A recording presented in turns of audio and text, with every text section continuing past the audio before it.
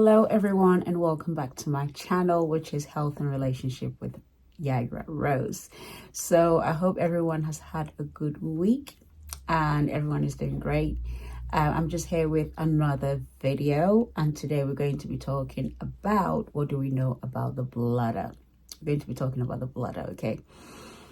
So yeah, welcome, and if you haven't subscribed, please don't forget to do so.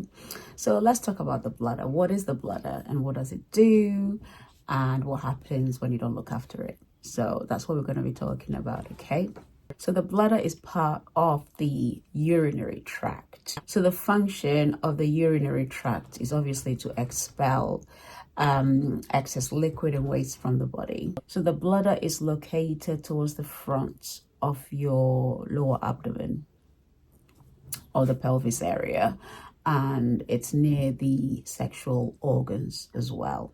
When functioning normally, if the bladder is functioning normally, a person's, mine or yours, bladder will collect and release urine regularly throughout the day. So however, several conditions can obviously cause the bladder to become uncomfortable, overactive, or kind of experience other symptoms as well, which is what we're about to cover.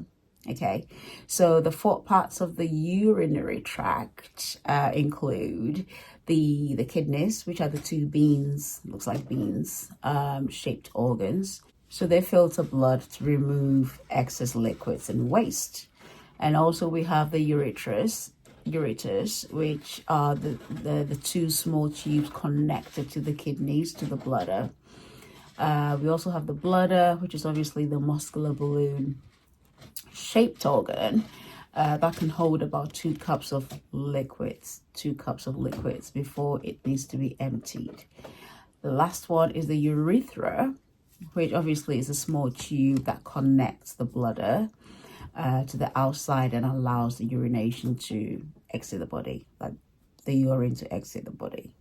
As the bladder fills up with urine from the kidneys, we need to make sure that we urinate, get rid of it, because when it fills up, it makes you feel like it gives you that increasing urge to urinate. So when a person urinates, the muscles in the bladder contract, obviously pushing the urine into the urethra, and then at the same time the muscle around the urethra relaxes, which allows the urine to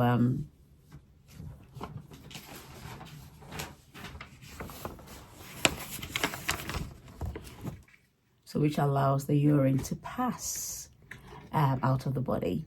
So we have to, a person's bladder obviously can become very infected if not looked after, infected and irritated, or sometimes damaged.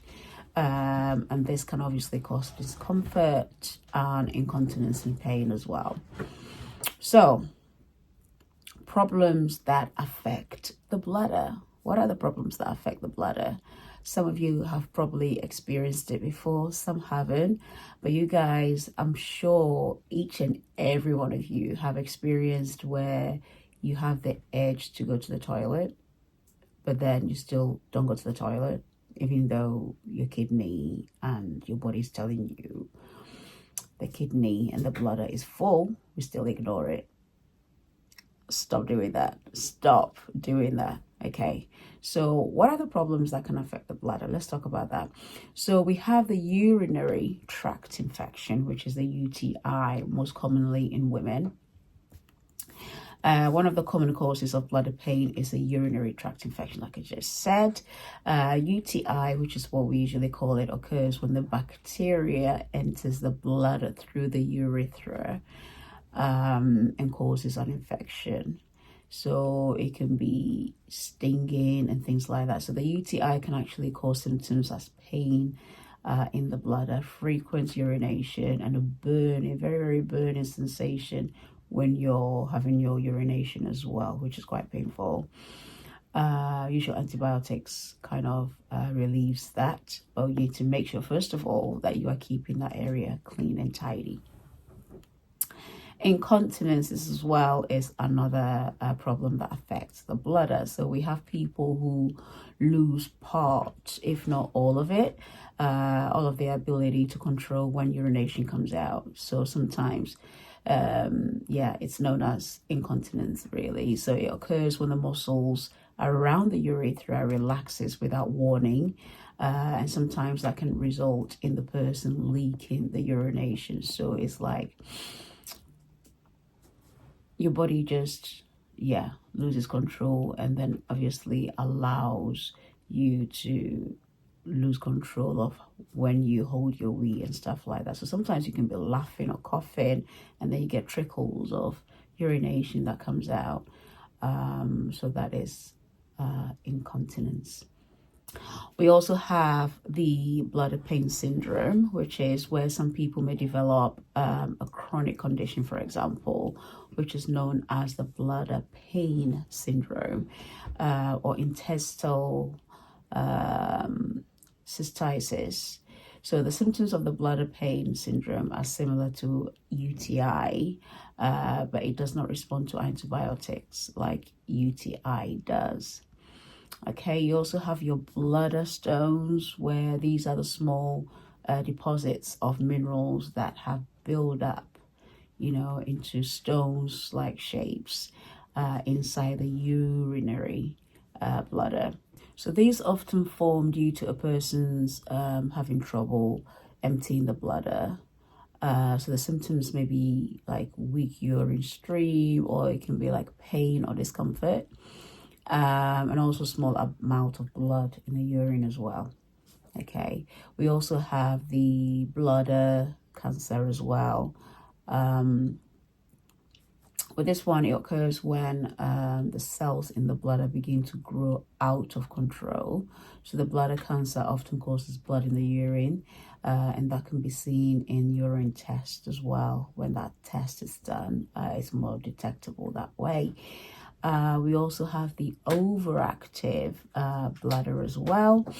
And this one, it is not a medical condition, by the way, but its name is given to a group of symptoms. Okay, so the symptoms often include frequent and urgent need to urinate, as well as leaking urine. The next one, we have the endometriosis.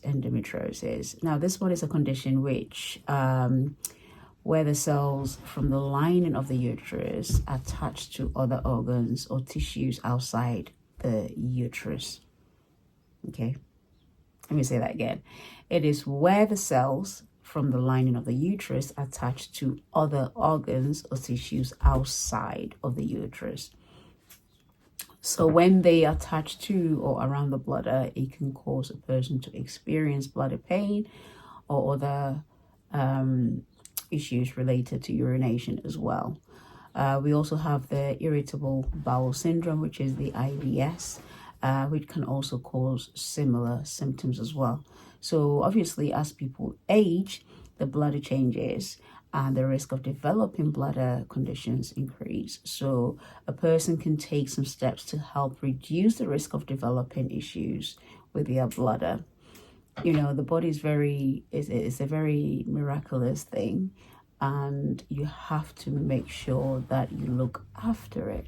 Look after your body, guys. Listen to what your body's telling you. Okay, so for you to help the bladder, you can actually limit or not drink alcohol or caffeine. You could also drink plenty and lots of fluids during the day. Avoid smoking. You also need to take steps to avoid constipation, which includes obviously eating high fiber diet that helps with your constipation.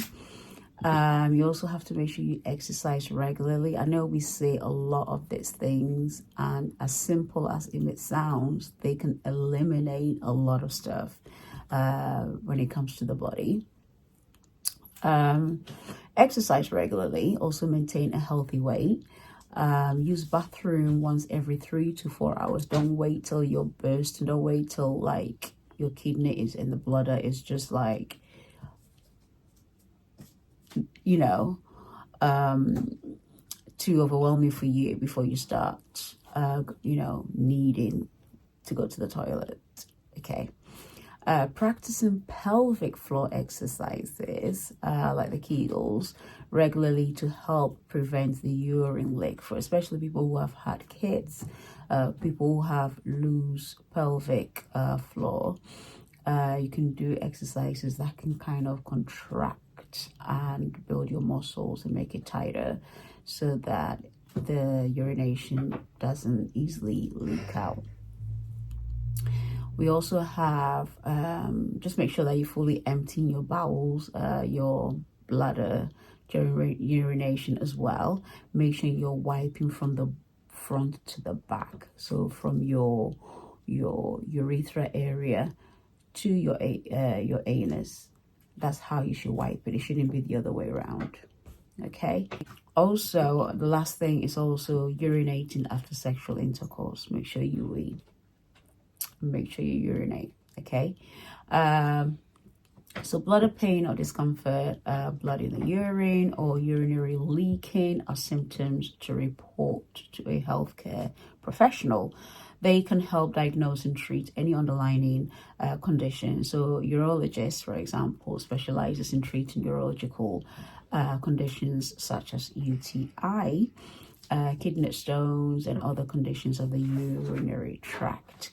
So oncologists help with cancer detection and treatment as well. So urologist would refer a person to a oncologist if they detect anything like that. Gynecologists are also people that specialize in the female reproductive organs and may be able to help with certain issues that can affect the bladder. We also have the urogynecologist who specializes in female pelvic medicine and reproductive surgery as well. So neurogenic bladder is a condition that occurs when either nerves or the brain cannot communicate effectively with the muscles in the bladder. So a person finds it difficult to control urination. So these are just some of the facts finding that I've done, and which obviously is good for the body. So get time to read, get time to research, get time to, listen to your body, what your body's telling you, and then make sure you prevent and take steps to make sure that these things are manageable. And yeah, thank you guys for watching my video and coming on to my channel. I hope you subscribe, and yeah, stay blessed, and I'll see you in the next video. Ciao.